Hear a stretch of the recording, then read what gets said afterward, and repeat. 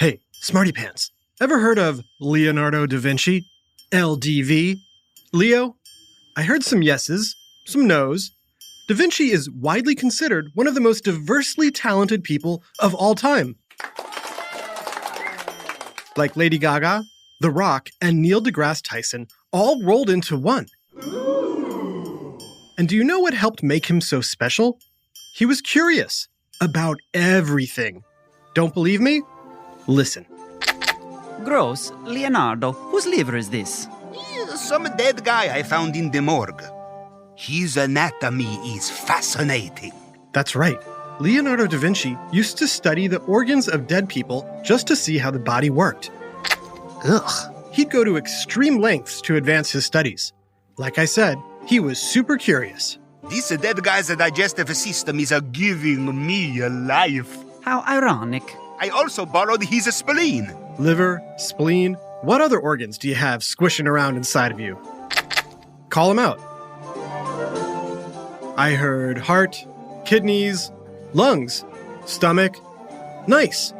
Da Vinci wasn't a doctor, but his work helped us figure out how all those parts go together. And he didn't just study anatomy.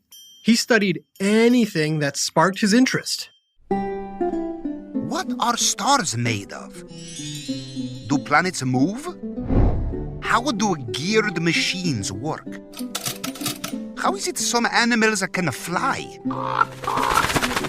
In addition to being curious, Da Vinci was willing to do almost anything. I believe I can fly. And he worked round the clock on his ideas. He never took breaks. No time to sleep. I have so much to explore. I want to learn everything. More importantly, he kept detailed records about his ideas and discoveries, complete with highly refined reference drawings.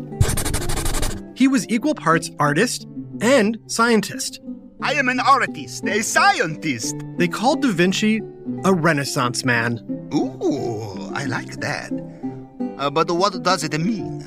So much was accomplished during the 15th and 16th centuries to benefit humankind. The time period is considered an intellectual rebirth or Renaissance. Never heard of that one before. That's because the Italian Renaissance wouldn't be called Renaissance until the 19th century, when a French art critic first used the term to describe the art and architecture of that era. Ah, très bien. I will make a note of it. You should note that Da Vinci made a note of everything.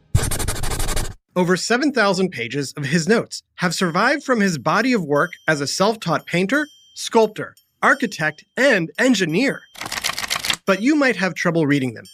Not because they're in Italian, but because they're written backwards. That's right. Most of Da Vinci's notes are written in reverse.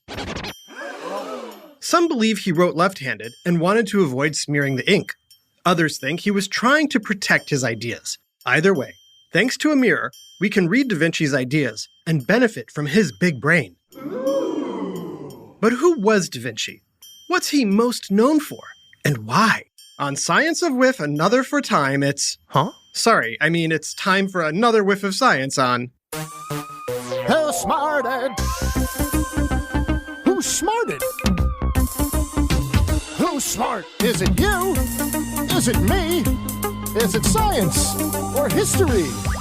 Listen up, everyone. We make smarting lots of fun on WhoSmarted. How cool is that bat? How is he able to stay up in the air? I have to learn how to do that. One of Da Vinci's most well-known inventions was his flying machine. It had a wingspan that exceeded 33 feet, and the frame was made of pine covered in raw silk. These light but sturdy wings had pointed ends commonly associated with bats. Ooh, I'll call it a Batmobile. In Da Vinci's notes, he mentions emulating bats and birds of prey. The wings of his machine were even designed to twist as they flapped. Observation and imagination, that's what a great idea needs to take flight. The pilot of this machine would lie face down in the center on a board. They would then pedal a crank connected to a rod and pulley system to power the wings. The machine also had a hand crank for increased energy output and a headpiece for steering.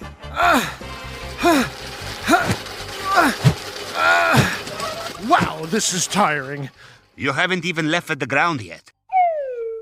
Unfortunately, while the flying machine may have flown once airborne, a lone pilot was unable to create enough power to get the device off the ground. I'm trying!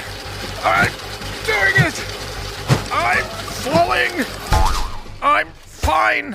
Ow!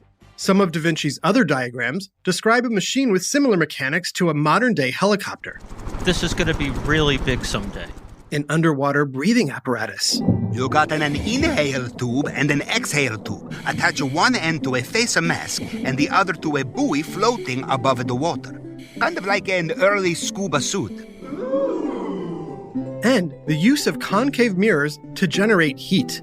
A concave mirror with a shallower curve will generate a greater number of sun rays to a focal point, potentially producing enough heat to kindle a fire.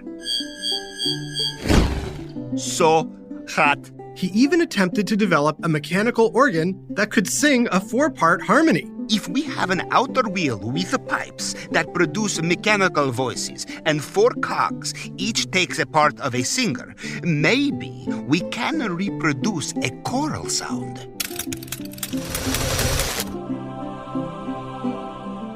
I'm sure you are curious and hardworking. You probably have some big ideas of your own. Ooh. Have you built your own CO2 car? A volcano? A potato launcher? A robot? What else? What do you wish you had a machine for? I hear ya. I wish I had a machine that made me a sandwich, then cleaned my room too. Oh, I think I had jotted down some notes on that. Of course, Da Vinci was creating in the days long before Google, YouTube, FaceTime, TikTok, and mobile phones. Oh, those sound wonderfully futuristic. Instead, Da Vinci spent his days thinking, planning, sketching, building, and experimenting. Safely. Experiment safely. It's gorgeous to be constructive, not destructive. Thanks to detailed planning and execution, Da Vinci, Please, call me Leo. Leo, managed to avoid harming himself despite his crazy endeavors. Whoa. However, there lurked a different kind of danger to Da Vinci, or Leo. You see, those in power in the 1480s and 90s didn't approve of Leo's high-flying, flamboyant lifestyle. We're not having it. Europe and Italy in particular were tightly controlled by the Catholic Church. The church provides law and order. Isn't that right, Bishop? Correct. We make the rules. Even though it was considered one of the most scientifically forward-moving periods of history, it was still very conservative. And let's just say, Da Vinci was not. I'm free to be me. Fortunately, Leo provided so much value to the church through his artistic contributions. Ta-da! The Last Supper. Oh, I love it. They were willing to overlook his unconventional personal life. Ta-ta, boys. Nope, not having it. The Last Supper, Da Vinci's 15 by 29-foot mural depicting Jesus' final meal with his disciples, is one of the most well-known paintings in the world. The original oil and tempera painting on plaster has suffered considerable damage over the years, yet remains housed in the convent of Santa Maria delle Grazie in Milan, Italy. But as famous as The Last Supper is, it's not even Da Vinci's, Leo's most famous work. Nope, it gets better. To find out what that is, stick around. Hello, Smarty fans. As WhoSmarted listeners, you've heard me talk a lot about digestion and what's going on inside your tummy. That's because your whole body's health starts in your gut. But did you know 61% of people experience digestive discomfort? Everything from bloating and constipation to gastrointestinal irritation. I know, not fun. Luckily, I found Seed's DS-01 Daily Synbiotic. It sets a new standard in probiotics that not only provides relief from occasional digestive discomfort, but also supports healthy gut immune function and promotes smooth, clear, healthy skin. As someone who loves going with his gut, I use Seed's DSO1 Daily Synbiotic every day as part of my daily routine to benefit my gut, skin, and heart health. So listen to your gut with Seed's DSO1 Daily Synbiotic. Go to seed.com/25smarted and use code 25smarted to get 25% off your first month. That's 25% off your first month of Seed's DSO1 Daily Synbiotic at seed.com/25smarted, code 25smarted. And we're back. So, what is Leonardo da Vinci's most well-known work? Hint, it's a painting. Can you guess the name? Is it A, the Moaning Pizza, B, the Phoning Rita, or C, the Mona Lisa? If you said the Moaning Pizza, we could be friends, because I love pizza. Yum, yum, yum, yum, yum, yum, yum. But you'd be wrong. Why? It's the Mona Lisa, of course. The Mona Lisa is a half-length portrait of a woman that is considered a masterpiece of the Italian Renaissance. To this day, it's still the best known, most visited, most written about, most sung about, and most parodied work of art in the world. True or false? Mona Lisa was a real person. Well, there have been many rumors that the painting was a fictional person or a man or even a self-portrait of Da Vinci himself. It turns out, Mona Lisa was a real woman. Born and raised in Florence, Italy, under the name of Lisa Gherardini. Lisa, I'm going for a subtle expression here. Like you just thought of something funny, but you don't want anyone to know. Yes! Look at that gorgeous baby smile. Hold it. Right there. For the next 4 years. What? That's right. It took Da Vinci 4 years to paint the Mona Lisa and her famous smile. Hey, I got to get it right. Though Leo finished the portrait in 1507, it was not widely known. It wasn't even particularly well known in the art world until the 1860s, when a select few began hailing it as a masterwork of the Renaissance. But it wasn't the art critics, museum curators, or historians who caused the painting to become the famous masterpiece we know it as. It was actually a trio of thieves. On August 21st, 1911, the Mona Lisa was stolen right off the gallery wall of the Louvre Museum in Paris. The worst part, no one even noticed she was missing for 28 hours. Oh, that's bad. Once the crime was reported, newspapers all over the world ran headlines. Extra, read all about it. Rival artist Pablo Picasso was even considered a suspect. It wasn't me. Tourists flocked to the Louvre to stare at the empty spot where the portrait once hung. I miss her so much. The thieves, 3 Italians, Il disonore. hid the painting for 28 months before one of them tried to sell it in Florence. Ironic, since that's where the actual Lisa was from. The deal didn't go well. No. I made the painting last weekend. The thief went to jail, and Mona Lisa returned to the Louvre, now wildly famous for her scandalous journey.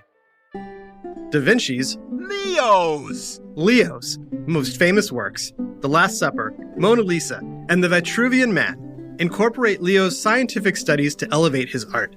His knowledge of anatomy, how skin connects to muscle and muscle connects to bone, added realism to his portraitures.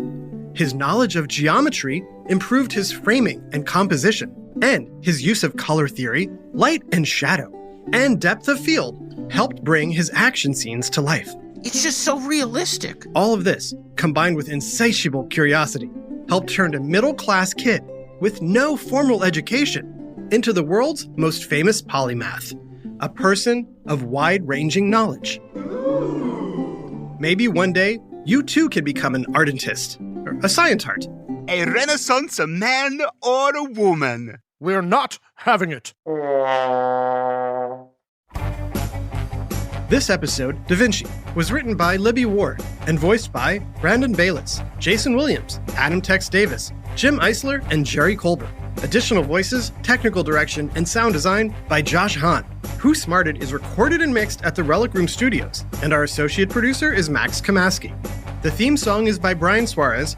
Lyrics are written and performed by Adam Tex Davis. WhoSmarted was created and produced by Adam Tex Davis and Jerry Coleman. This is an Atomic Entertainment production.